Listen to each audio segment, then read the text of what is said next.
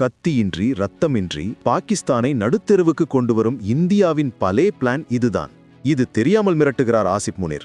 சிந்து நதிநீர் ஒப்பந்தத்தை இந்தியா இப்போது நிறுத்தியுள்ளது தெரியும். இனி தாக்குதல் நடந்தால் நீர் தடுக்கப்படும் என்று இந்தியா தந்த எச்சரிக்கை வெறும் பேச்சு இல்லை. ஆனால் ஆஸ்திரேலியாவின் உலக அமைதி மற்றும் பொருளாதார நிறுவனத்தின் IEP அறிக்கை ஒரு அதிர்ச்சி தகவலை வெளியிட்டுள்ளது. பெரிய அணைகளே தேவையில்லை. சலால் பாக்லிஹார் அணைகளில் சுத்தப்படுத்தும் பணியின் போது ஒரு எச்சரிக்கையும் இல்லாமல் செனாப் நதியை இந்தியா திசை திருப்பியதால் பாகிஸ்தானின் வரலாற்றிலேயே முதல் முறையாக அந்த நதித்தரை முழுவதுமாக வறண்டுள்ளது. இந்தியாவின் ரன் ஆப் த ரிவர் அணை அமைப்புகளே பாகிஸ்தானின் விவசாயத்தை அடியோடு சாய்க்க போதுமானதாம்.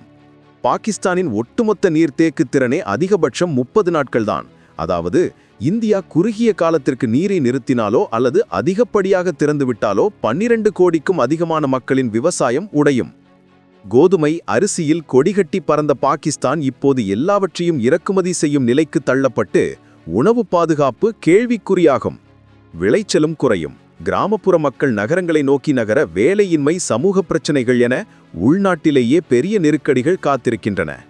சுற்றுச்சூழல், புவியியல், மக்கள் தொகை, விவசாயம் என 4 முனைகளிலும் பாகிஸ்தானை ஊனமாக்கும் வலிமை மிக்க ஒரு நீராயுதம் இப்போது இந்தியா கையில் உள்ளது. பயங்கரவாதத்தை நிறுத்த பாகிஸ்தான் விரும்பவில்லை என்றால் முழு விவசாயமும் நடுத்தெருவுக்கு வருவது நிச்சயம் என்கிறது இந்த அறிக்கை.